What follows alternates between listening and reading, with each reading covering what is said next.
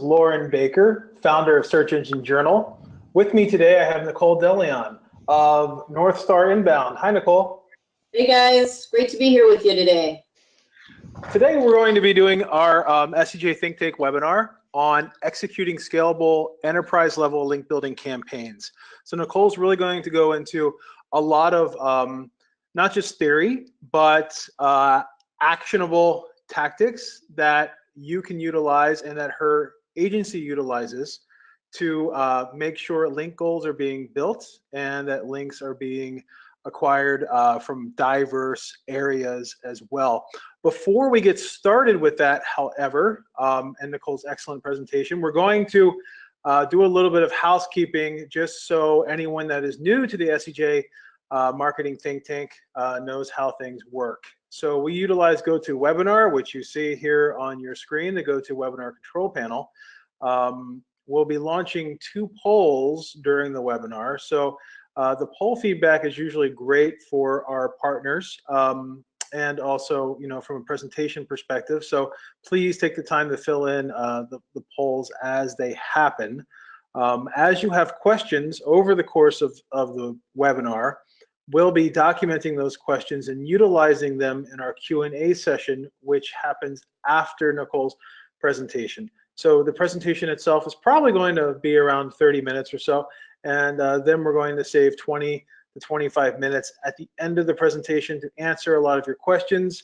Anything that's link building oriented typically gets a lot of questions and a lot of interaction, so we'll have plenty of time to go through that.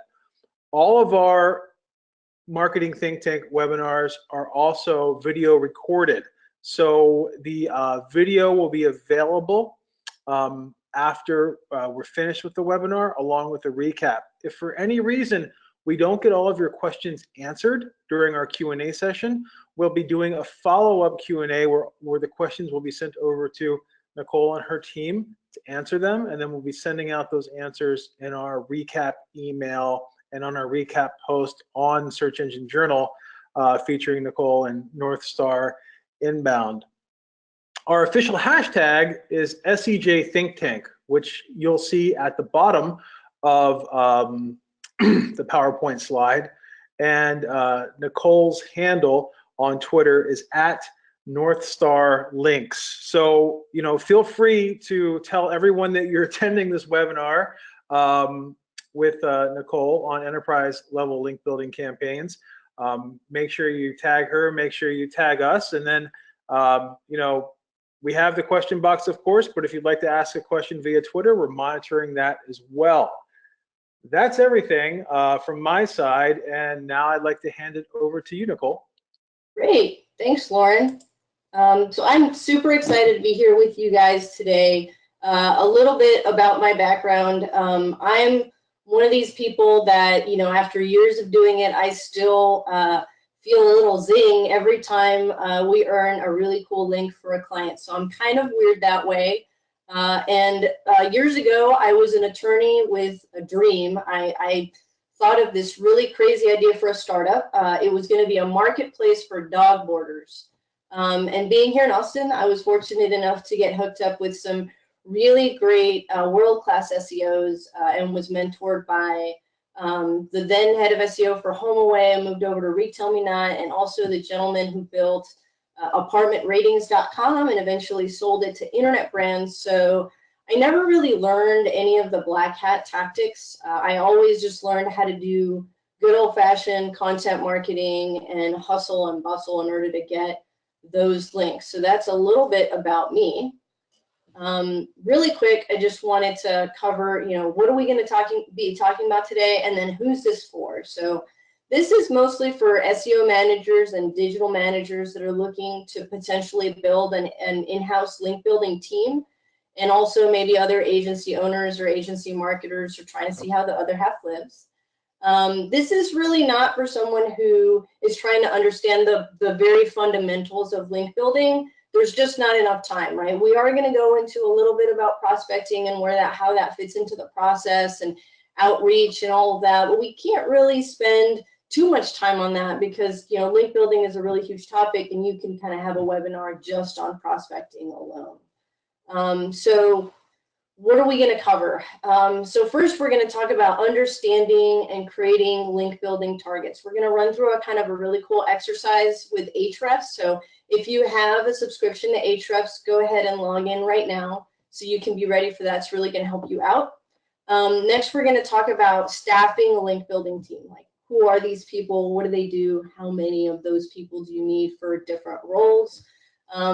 We're going to cover mapping out content creation so that you have the content that it takes to sort of support those link building goals and targets. And finally, we're going to touch a little bit on reporting. So it's time for our first poll. Absolutely. Thanks, Nicole. So I am going to be launching this poll right now for all of you to see. What best describes your current organization? Are you an enterprise SEO, SMB SEO, an agency, or are you freelance / self-employed, or possibly other? So if everyone could please take the time to quickly fill out this really quick and easy poll, that would be fantastic. We typically shoot for about 80% participation rate. It looks like about 70% of you have voted already and filled this in. So I'll give you a countdown because I think we'll hit that 80% mark really quickly. 5, 4, 3, 2. Okay, if you haven't clicked it yet, click now. Last chance. 1. All right, we hit it. So I will share the results. And it looks like we have a lot of you from the agency, freelance, and enterprise SEO side, along with a lot of other. So we'll have to figure out other a little bit lately. Is this beneficial for you, Nicole? Yeah, absolutely. That sounds great. Great. So I'll be hiding the results right now, shifting back over to your presentation. And here we are. Cool. So it is time for our interactive exercise with Ahrefs. If you haven't already, go ahead and sign in and open it up. So you'll see across the top, there's a little drop-down menu for tools, and go ahead and hit the domain comparison. Put yourself and 3 or 4 of your competitors in there and hit enter. And then go ahead and scroll all the way to the bottom, and you'll see my favorite graph in the whole wide world. The reason I like this graph is because not only does it show you where you are vis-a-vis your competitors in search, it also tells you a whole heck of a lot about link building velocity, right? So this little black line right here at the bottom represents the zebra, okay? And we just kind of threw them up with some folks that we figured maybe would be their competitors in search. So it looks like net quote is right above them. So you can't see this, but I can tell you. And if you have Ahrefs open, what happens is as you scroll, you can actually see a number. So this will tell you the number of unique referring domains. And for the zebra, it's around 1,500. And for net quote, it is 2,300. So right there, you know that you have about an 800 referring domain link gap that you need to make up if you're the zebra and you're trying to beat out net quote. So so you can take that information and say, so over the next 18 months, we'd like to close that gap. So that means we have to build about 45 links a month. For purposes of this webinar, let's go ahead and give that a nice round number of 50 links per month over 18 months, and we're going to close this gap. The other thing you can see is that net quote seems to be standing fairly still, right? I mean, this graph gives you several years worth of history, and they don't really seem to be doing anything, to strategically pick up links. So if you're the zebra and you make a move right now, you stand a really good chance of being able to completely close that gap in 18 months. So now that we have our link building goals, we can talk about the team that it's going to take to build those 50 links per month. So first you have your decision maker, and that's probably the person that's sitting here on this webinar. That's the person that's accountable for making all the final calls, for setting the expectations for the team the goals for the team that they supervise, and setting expectations for the people that they report to.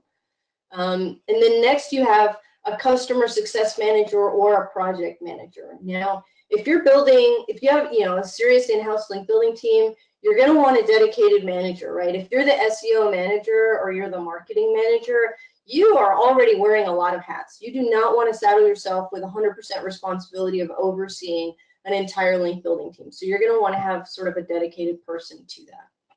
The next person I want to talk about is the content strategist. So this is the person that that comes up with the ideas for the content. For this role, you really need like an outside the box thinker.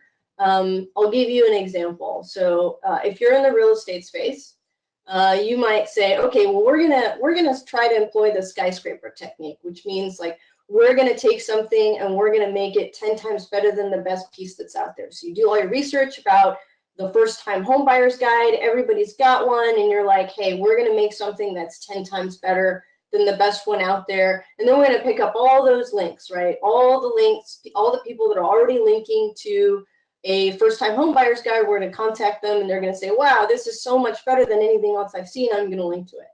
Well, the problem with that is that you're going to send somebody an email and they're going to see the words first-time home buyer's guide and they're going to go, I don't even want to open that. I don't even want to click that to see how great the content is, because it's just been beat to the ground, right? So you need someone who's an outside-the-box thinker, and we're going to give you a few examples of what that could look like here in a bit. The deliverable, obviously, from that content strategist to the content creator is an article brief or a design brief, right? And for 50 links a month, you probably don't need a dedicated content writer or a designer. You can borrow that person from another department, or maybe you can outsource that to somebody else. Okay, so now it's time to go to the other side of this picture. You've got your prospector, your qualifier, and your outreacher. So who's the prospector? The prospector takes the ideas from the content strategist and starts thinking and doing keyword research to see like, what are all the keywords that this piece of content could potentially rank for? Because what they're going to do is they're going to take those keywords and they're going to marry them with a footprint, which they are also going to create. What do I mean by footprint? So footprint is like if you're trying to pick up guest posts, there's a footprint around that, which we're going to talk about in a bit. If you're trying to pick up resource links, there's a footprint around that. So you need somebody that's very well versed in Google's advanced search operators and just really knows their way around all of that. What they give to the qualifiers is an extremely big, hopefully, extremely dirty list of potential targets. And so what the qualifiers do is they go through each and every URL to figure out, is this a good site? Is this a live site? Is this a site that's relevant to the piece that's being promoted? And then does it fit the other KPIs that you might establish? And so the qualifiers are the largest part of your team, as you'll see in a bit. And then what they give to the outreachers is a really clean list of super relevant, great target URLs that they're going to reach out to, and valid email addresses that they're going to use for their outreach. And obviously the outreachers, they take that database and they reach out and they follow up, and hopefully they're very friendly people who understand how to write a pretty good email. And then they're going to follow up until that process is seen through and they get the maximum result for the piece of content that's being promoted. The very last person is the manager who manages the prospecting, qualifying, and outreach team. Why do you need a dedicated manager? Well, you may not, but depending on the size of your team, you may really want a dedicated manager. See, the qualifiers are going to have a lot of questions. As you move from one theme or one piece of content to another, they're going to have a lot of questions about, is this really an op? Is this, does this fit? Does this not fit? Because obviously the qualifiers want to find and qualify as many ops as possible, right? They don't want to be saying, oh, that's not an op. They don't want to be missing opportunities for you guys. All right, so next we're going to talk about some numbers. So let's take our 50 links a month example. So we calculate that we have to send out 200 emails for every link that we get. Link building is hard. Most teams fail because they're just not reaching out to enough people, and they think, hey, I've reached out to a couple hundred, I got one link, I must be doing something wrong. You're not doing anything wrong. Link building is really hard. So if you want to build 50 links a month, you have to reach out to 10,000 unique people by email or what have you. So what does that mean? how many qualifiers do you need? And here's where you'll see that you need lots of qualifiers. So each qualifier can run through about 400 URLs per day. And that means that you're gonna, if you have 10 team members, 10 qualifiers, you're gonna be able to process 400 URLs per day. You need about 100,000 URLs per month to come up with the number of ops that you need to come up with that 10,000. We find that it's like 1 out of every 10 from that really dirty list that the prospector gives to the qualifiers is a true op that actually meets all of the KPIs for our clients. So you got to run through 100,000 URLs a month. At 4,000 URLs a day, you've got about 25 days of work. That's almost right about that 45 to 50 links a month that we were talking about we needed to hit. All right, so it's time for our second poll. Great, thanks, Nicole. I'll get this launched almost immediately. And again, if everyone could just take a moment to fill this in. Are you interested in learning more about link building services from North Star Inbound after the webinar? Please let us know. Yes, maybe you have some questions, or not at this time. So if you go ahead and fill this in, we have about 65, 70% of you have voted already. Just do a quick rundown again. Try to hit that 80% mark. 5, 4, 3, 2, 1. Look at that. We're at 82%. Amazing. You guys are awesome. So here are the results, and I will hand things back over to you. Thank you. Cool. Thank you so much for filling all that out. Really appreciate it. Okay, so let's talk a little bit about content. Like, how much content do you need? How do you map it out? So we benchmark that we're going to be able to build about 40 links per piece. We definitely have pieces where we hit, 100, 200 or more. In fact, one time we hit 500. But we also have pieces where, like, we literally built 5 links and we thought it was going to be awesome and it flopped. So 40 per piece is a pretty good benchmark. So if we had a client came to us today, said we need to build 50 links a month, that sounds good. We would initially immediately start with 2, just in case one does not work out. But thereafter, we would need about a piece to a piece and a half a month in order to maintain that volume over time. So the next thing that I want to talk about is, what kind of content? How do we figure out the kind of content? So remember earlier I talked about the content strategist. You want somebody that can think outside the box. That's how you design for repeatability and scalability. If you keep going after only your absolute core demographic and you never try to think of other audiences that might need some of the information that you're posting on your blog, you're going to run out of prospects. You're going to run out of internet really fast. So I'll give you an example. We had to build links for a legal site, legal link building, super saturated, right? So our team thought outside the box and we thought, okay, what if we noticed that genealogy was a big deal online. We noticed that there was a community around it, people sharing information from some people trying to help other people get started. And so obviously genealogy, as you go do that and build your family tree, there's a lot of legalese that people just don't understand, right? That they need to in order to do it effectively. So we put together a little dictionary of, a legal dictionary for budding genealogists. And sure enough, there really wasn't anything out there like that. So we were able to pick up 130, referring domains to that piece of content. So again, if you want to be repeatable, if you want to be scalable, you have got to be creative. That's the only way to really get it done. Okay, so prospecting for likely linkers. Again, there's just not enough time to cover this really in depth, but the idea is take the genealogy piece.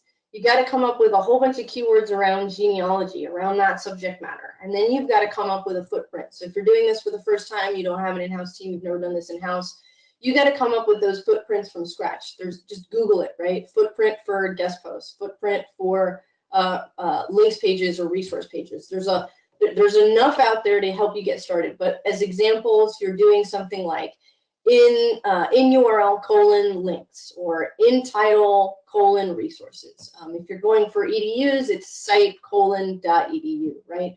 If you're doing guest posts, it's in URL colon guest dash author, stuff like that. But as you go, those footprints should and need to get bigger and bigger and bigger, so that you're picking up. I mean, it's just amazing how every time you add a new term to that footprint, you're all of a sudden seeing all of these new opportunities that you never even knew were there before. So prospecting and building out those footprints is super important. All right, a little bit about outreach and what's worked for us. Obviously, you want to send compelling outreach. Use a tool like BuzzStream to help you get there, though. So your first few emails, you might not hit the sweet spot. So definitely A/B test your subject lines, A/B test your body copy, and see what works. What's worked for us is short. Shorter works better than longer. Get to the point really fast. Don't make the subject line about you. Make it about them.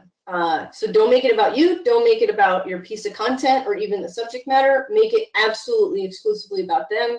In the body, try to talk about them, something that you noticed on their site that they're doing well, some kind of compliment, and that seems to work. We actually don't even ask for the link. We just kind of share information, and that seems to work for us. So those are a few tips around that. And then the last thing I want to talk about is, excuse me, monitoring performance and reporting weekly. I know it's kind of industry standard to report monthly. We don't do that. There's link building is so resource intensive. You do not want to be a month into your piece of content before you figure out that it's really not working, right? I mean, at this point, you've got a team of like 12 people that are working, right? You want to know as quickly as possible. And if you're sending out 10,000 emails in a month, you don't need the whole month to realize that that piece of content isn't working out. So report weekly, and then, analyze what you might be doing wrong, tweak, and learn. Don't rely on domain authority alone to gauge your success. I know that domain authority is industry standard, and everybody uses it. We report it as well. We always caution our clients. Domain authorities can be manipulated, right? If we had a huge blog network, our domain authority reports would look stellar, right? But Google knows the difference between, a PBN and like a nonprofit site, right? That might have a lower DA, but Google trusts that site way more. And that's not reflected in things like domain authority. Your average library site probably has a domain authority of around 30. Your average municipality site has a domain authority in the 20s. Even university sites can have domain authority in the 60s. So really don't live and die by domain authority. If the links are relevant to the piece that they are pointing to, if the piece is relevant to your niche, if the site is a site that's never seen a day of SEO, that's really what you should be looking at. And then finally, success looks different for different verticals. I've talked about our internal benchmarks with you, but that's across a lot of verticals and a lot of clients. So your mileage really may vary because you might be in a niche that's a little harder to build links into. For instance, if you're in agri-tech, right, that might be a little bit harder for you to build links into once you start diversifying outside of your, every other site that's specifically talking about agri-tech. So your mileage may vary on some of this information, but that doesn't mean that you're doing anything wrong. Cool. That's it for the presentation. I'd love to take any of your questions that you might have. Thank you again for the opportunity, and I really enjoyed it. I hope you guys got some value out of it. Thanks so much, Nicole. I know that I definitely got some value from it, and always do. So we have some questions that have come in already. Like Nicole said, we're going to be doing about 20 minutes for Q&A. Also, I'd like to get a quick plug in for our next SEJ Summit, which is going to be held, that's all right, which is going to be held on May 11th, 2017. on the Navy Pier in Chicago. So if you'd like to come to Chicago and learn about SEO from predominantly SEOs, please look into attending our SEJ Summit. We have about 3 weeks, and things are filling up, so it's looking great. So yes, please feel free to click over to the next slide. Okay, now our branding, right? Yes, now for your branding. Inescapable brand messaging. So yes, okay, first question that came in. It's an interesting one, actually. How hard do you pursue link building when you're already ranking well? And well, let's start with that. So how hard would you pursue link building, Nicole, if your client or maybe a site that you would be managing hypothetically is already ranking well in its space? Yeah, this is a really good question. So, you know, budgets aren't infinite. So you definitely have to be mindful about where you're spending your SEO budget. SEO is huge. There's so many other areas that you could be improving. But if you're already ranking well, you know, then how much do you spend specifically on link building? That depends, right? So I would look at that Ahrefs graph. I would put my our clients' competitors up there, and I would decide, are we outranking them because our link profile is stronger, or are we outranking them because our site speed is faster, or there's some other technical reasons, or maybe we just got, or we just raised a round of funding, so we just picked up 1,000 backlinks. And there's basically an event where that backlink profile is going to erode.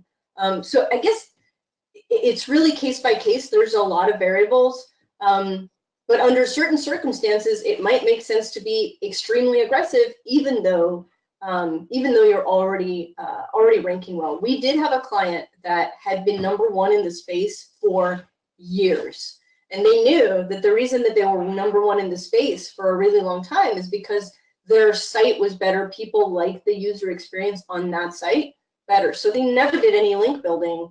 They were a leader, so they had a lot of natural backlinks, but they never had a strategy in-house. Well, along comes a behemoth in another vertical and decides to go into their vertical. And that behemoth had twice the link profile. So you always have to sort of be you can't really fully rest on your laurels ever in SEO. You always have to be mindful, like, hey, if somebody moves into our space, we don't know the first thing about link building. Not a single person on our team knows anything about link building. You might be vulnerable. So I guess it's complicated, but it's definitely something to think about. Interesting question. Yeah, and I would just add that, I mean, you always want to be link building to some degree, right? Whether it's to maintain that gap that you have over your competition, or maybe less aggressive but internal link building is making sure that you're getting link building from other internal marketing efforts, right? So it's making sure that if PR is putting out an announcement, that it actually links back to you. It's making sure that hey, we've gotten picked up based upon this announcement by many major publications.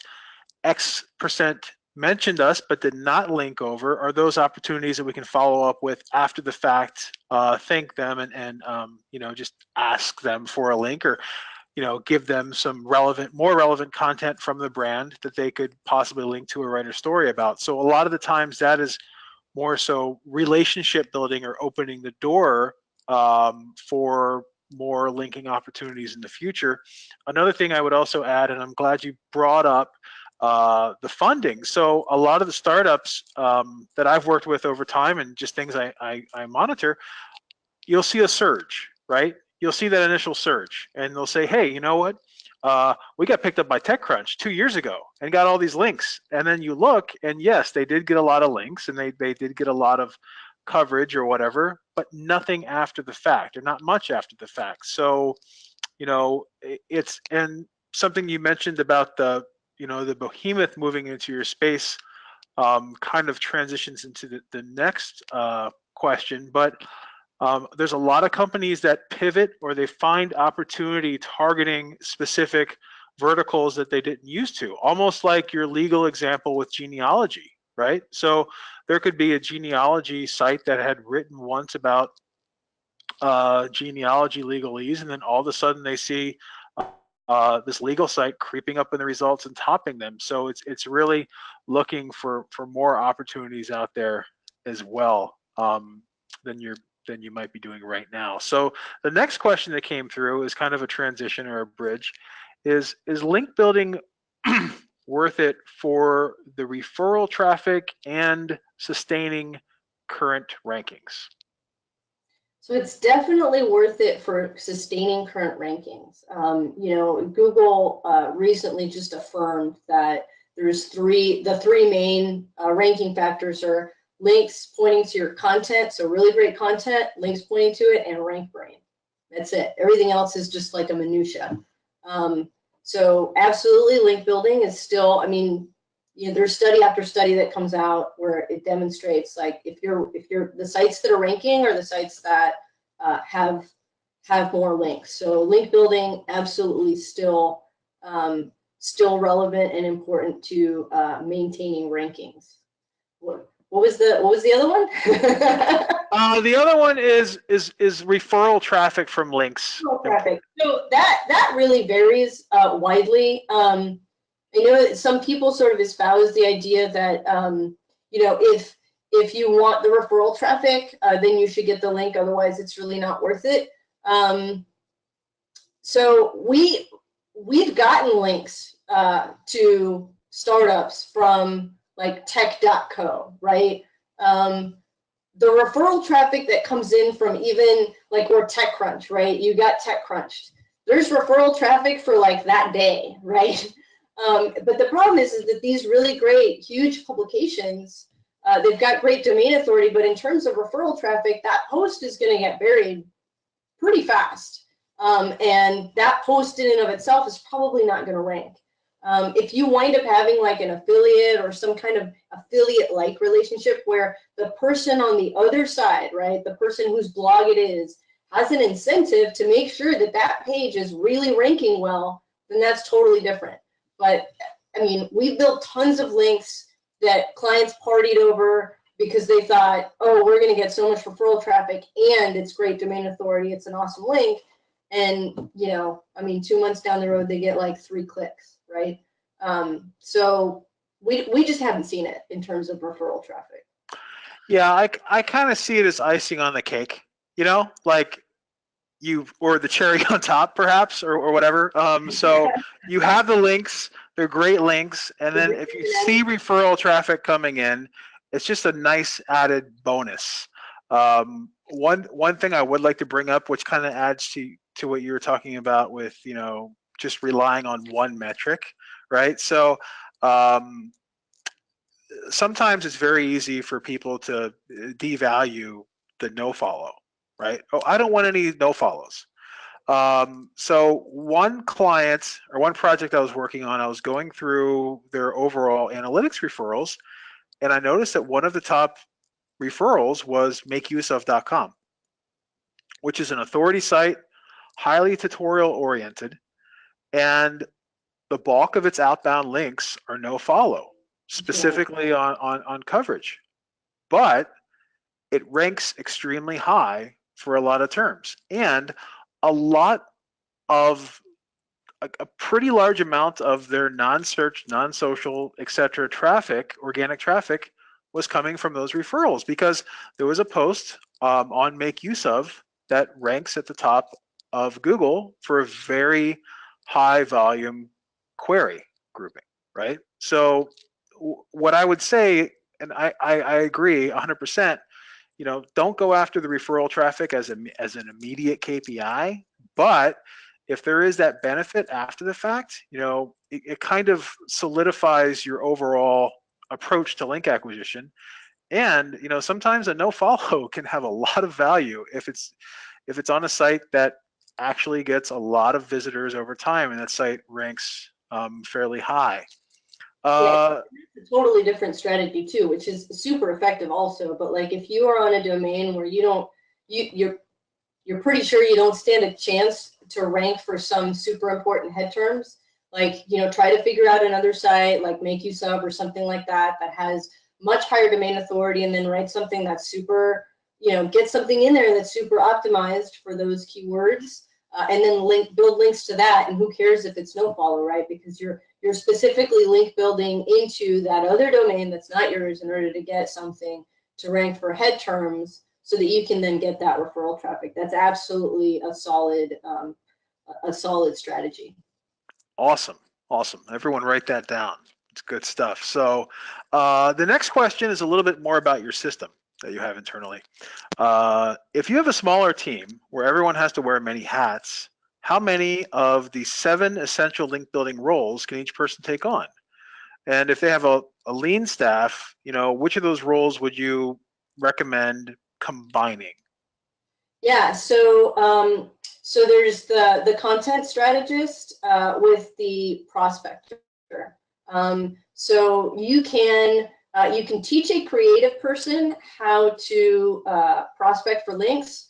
You might not be able to teach a person who can do really great keyword research to be that superstar outside the box thinker. So I would hire a really great content strategist and then teach them how to do some prospecting.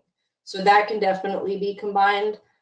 You can possibly combine the project manager with that dedicated manager for the outreach and qualifying team. So that can be combined. I think I mentioned that the writer, you probably don't need a dedicated writer, so that's not an issue. And you might be able to combine the qualifiers with the outreachers. If you're smaller, you're not sending, you don't need as many opportunities.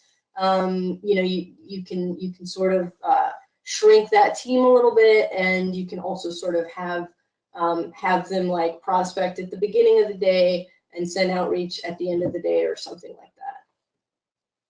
Great, thank you. And a benefit too of cross-training could be that if you do expand your team in the future, you have people that understand the multiple roles and can teach accordingly. So that's excellent.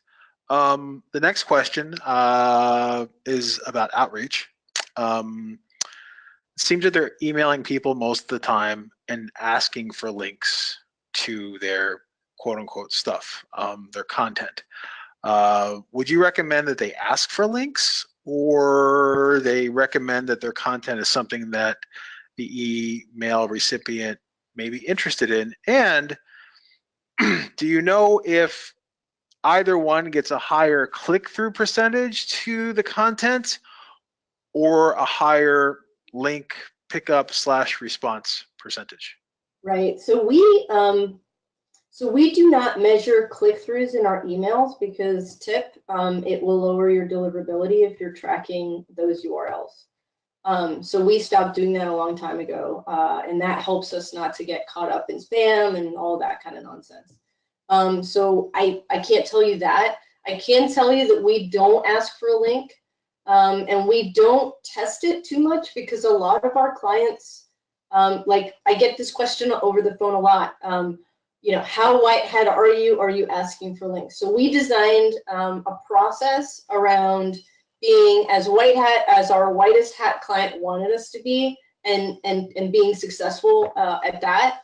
But again, we don't ask for the link. We are telling people about information that they might be interested in. We do make reference to the page that we saw, but we don't ask for the link. So you can definitely still be successful without asking for the link. Literally, some of our clients ask us the following question: if one of your outreach emails wound up in Matt Kutz's inbox, or in the inbox of anybody at Google, right? Would they think it was okay? And so that's sort of the test that we put ourselves through. But if you want to test that, you should absolutely test that. Sounds great. Also, a follow-up question to that is, in today's day and age, it's much easier for someone that receives one of those emails to respond with a, "Thank you, I just shared this on Twitter," or "Thank you, we just put this on Facebook and shared with our audience," but not necessarily a "Thank you, we just blogged about this." Do you have a set next step internally for that type of response? And which direction do you usually take afterwards? So most of the time we say thank you so much, but it depends a little bit on the type of interaction that we've had prior to that report.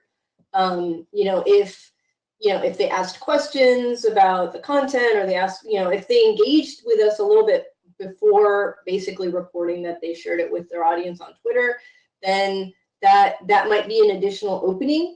But again, we try really hard not to like literally ask for the link. One thing that we do is if somebody reports to us that they did link and they got the link wrong, so in other words, the way they posted it, the link is broken, or it's a URL that you can't click on because the HTML is wrong or what have you.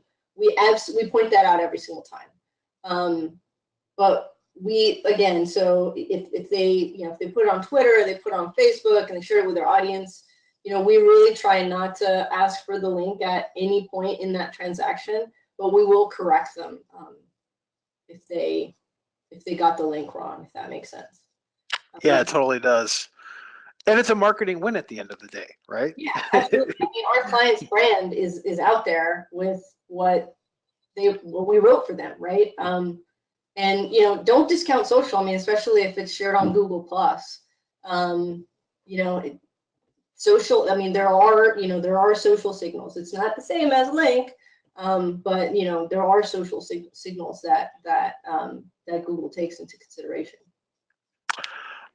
Next question. You had mentioned sending 200 emails per day. Is that your average yield? And are there some tactics that you have internally that have a better, I guess, response or effect when acquiring links? Is it solely emailing prospects, or do you have something that's kind of a go-to that gets you a better response? So we send 200 links per link that we acquire. So we were literally sending thousands upon thousands of emails per day. Do we have a different go-to strategy that we haven't discussed? No. There are audiences that are more receptive than others that we've learned about over the years. But the problem with that is that these audiences don't work for every niche, right? So sometimes we can get that response rate down to about 150 emails per link. Interesting side note. I mean, so everybody feels the way you do, right? Oh my God, I cannot believe that you have to send out this much email in order to get a link. We're running a survey right now of enterprise SEOs, and link building is like the runaway. Like the question was like, which SEO tactic do you find the hardest? And we've got all kinds of stuff in there, right? We've got technical SEO, page speed, mobile, all kinds of stuff on there. And link building is like 60 to 70% of people responded that link building was the absolute hardest. So I don't think anybody has the golden bullet. I mean, back in the day where Google didn't penalize you for having bots do this for you, it was easy. But I mean, this is what it is now. It's just hustle, right? It's just getting more emails out there than anybody else. It's writing, good content aimed at an audience that wants to link. It's prospecting the right way so that you wind up with thousands of ops instead of a couple of hundred. So yeah, I mean, what I told you guys right now, that's really what we do. Like, we have a huge team and they prospect and they prospect and they prospect and they qualify and qualify and they send and they send and they send. That's it. On top of that too, prospects have different values, right? So like, say for example, if you have your client featured on Gizmodo or CNET or TechCrunch, there's typically a spread effect or a trickle down effect where numerous other sites that are the same type of website may follow their lead and cover that content as well. Like we see it all the time in search. Someone puts out a study, SEJ writes about it, a lot of other search blogs pick it up, maybe Search Engine Land writes about it, a lot of other search blogs pick it up. So sometimes there is that kind of benefit where the blogger that writes about it is an influencer amongst their industry peers, and things can spread that way too. Yeah, and we do have a separate process that's around PR, but it's not, so it's less scalable, and I mean, it's so basically, like, yeah, you try to make news, right? We can create data-driven information, and then we hand it on a silver platter with the story written to a journalist or several. We try to get an exclusive, and then we try to get that, once the exclusive is out, we try to get that syndicated. That can spread, absolutely. The problem is that we still wind up with an average of about 40 links per piece, because some just completely fall flat. Like, you get one link, right, and no spread effect. You can also, like, I don't know, over 6 to 9 months, if you're doing at least 1 or 2 pieces a month, you can wind up with a runaway hit. But I would hardly call that, like, a more effective. We still wind up at the same sort of average, right? Yep, makes total sense. Wow, we still have a lot of Q&A time and a lot of questions. So I hope you have a lot of coffee there. I love these questions, though. How do you share the information? Is it usually from the email of a client's company, or is it an email coming from your agency? Neither. It's a third-party email address. Excellent. Any examples of typically? So we try to blend into the communities that we're reaching out to. It's about as sneaky as we get. So if we're reaching out for the genealogy, we impersonated a librarian, and so that's who was sharing the information, was a librarian. So yeah, we try to be one of them, so to speak. Great.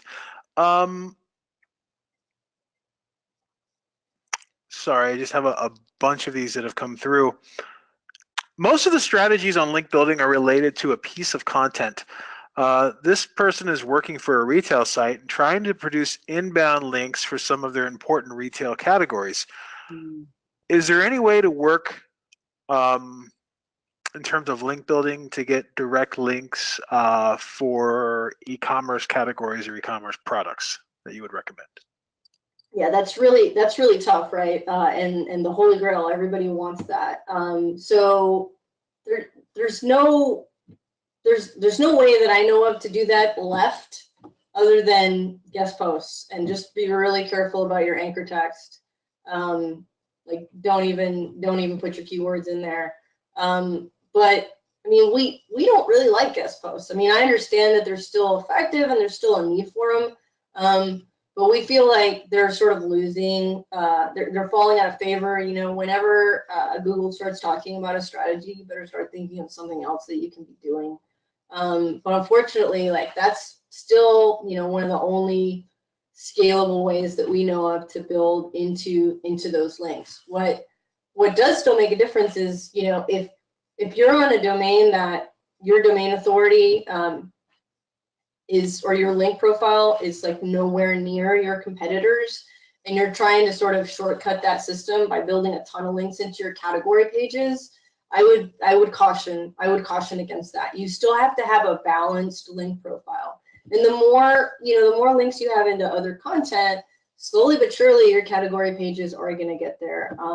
If you need to do guest posts, or you need to build those links into those category pages, do so with caution, for sure. Great.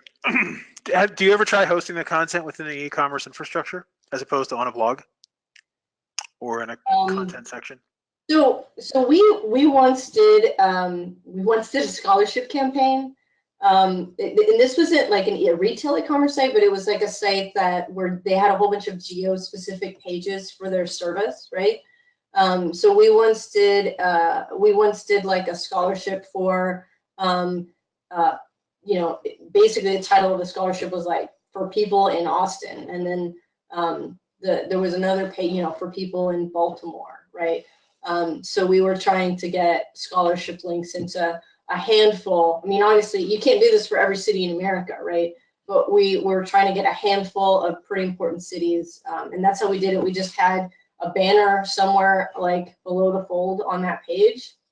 And then that's where people, they had to click through to sign up for the scholar, or to enter the scholarship. And we did get a few links that way. So, but a retail site, I mean, can you get away with like the black shoe scholarship? Maybe you could do like a design scholarship, right? Like design the best black shoe or something like that.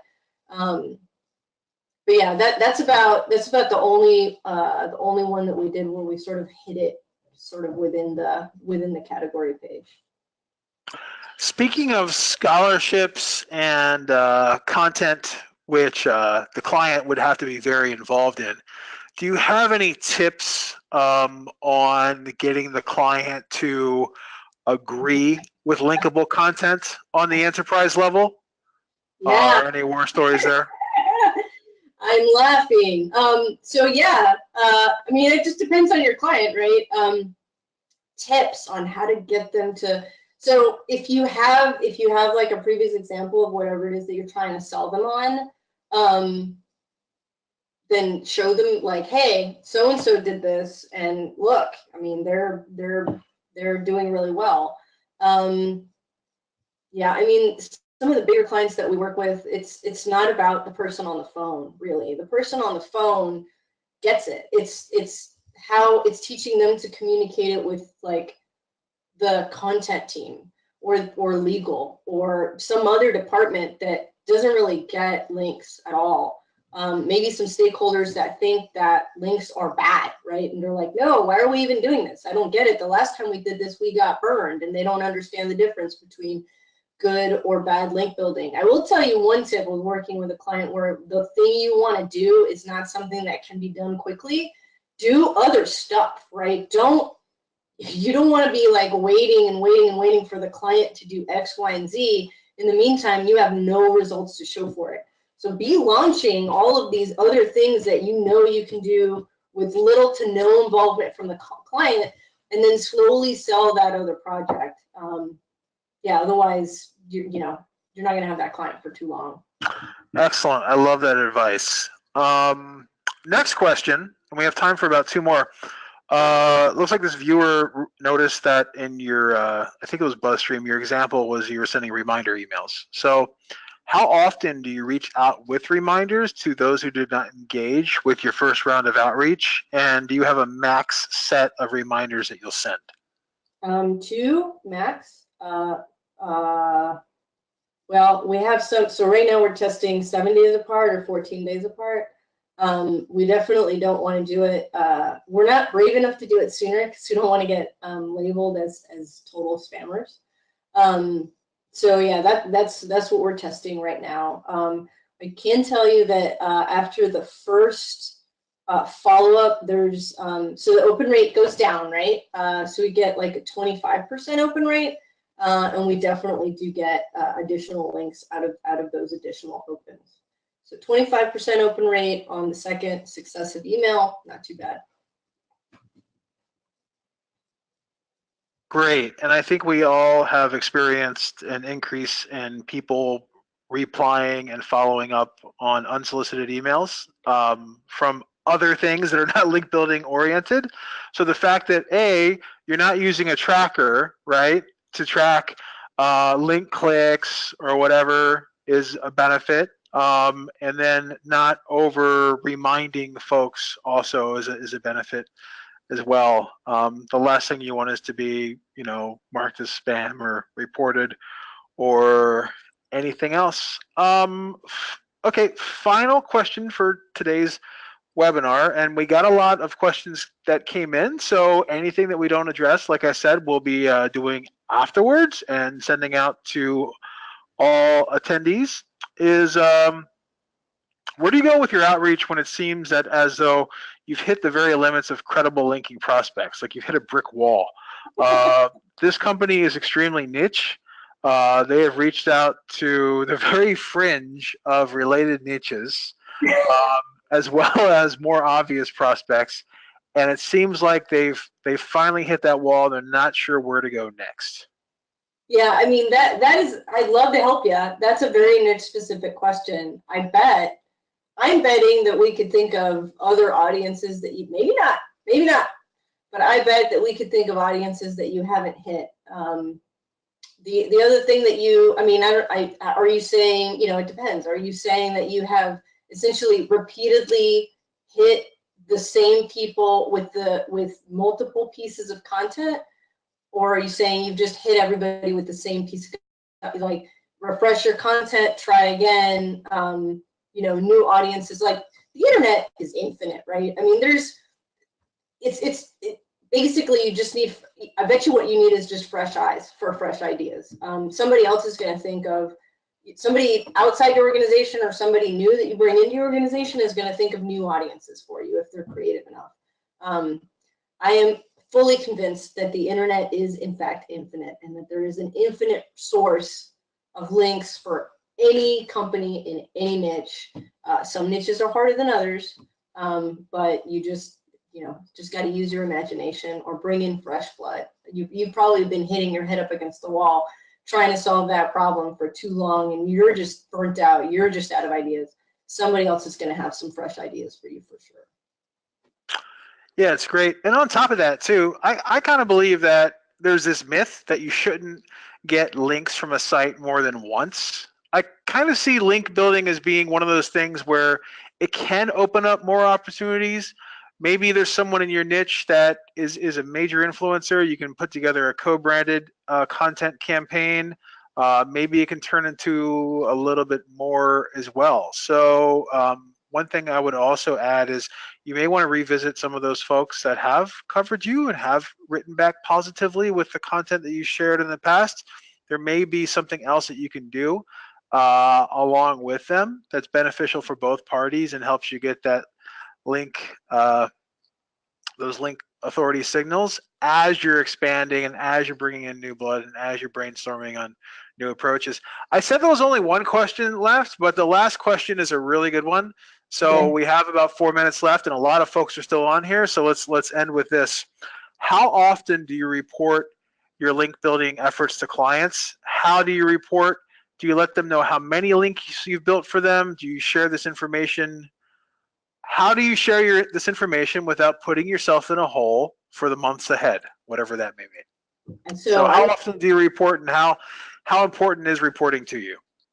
So we report once a week on Fridays. We have a personalized email that goes out that highlights like some good links that we've built over the past week. We have, we'll highlight like, is there anything going on with content creation or ideation on that front?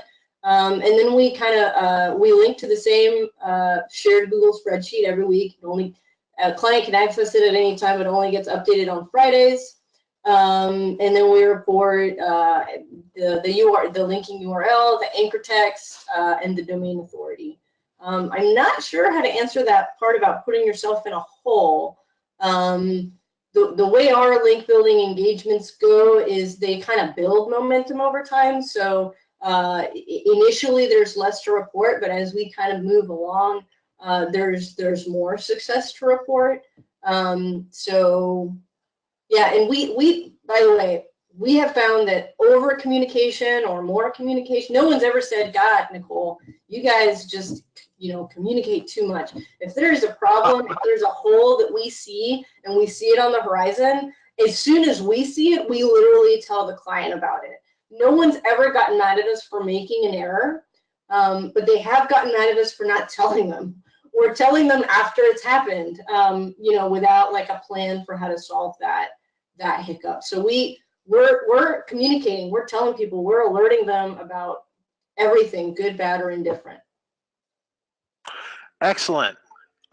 Great stuff. And again, we'll be following up with questions that we did not have a chance to address.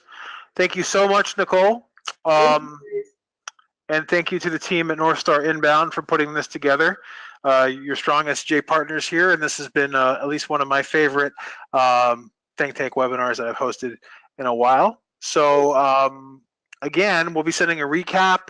The video of Nicole's presentation from today will be accessible via our SEJ YouTube channel, which will be sending you a link in your emails about, and also following up accordingly. Just also to let everyone know, After the webinar closes, there'll be a quick survey. If you take time to fill that out, it kind of gives us some feedback and helps us improve upon our webinar format. So thanks again, Nicole. It's been a pleasure. Thanks, guys. I appreciate it.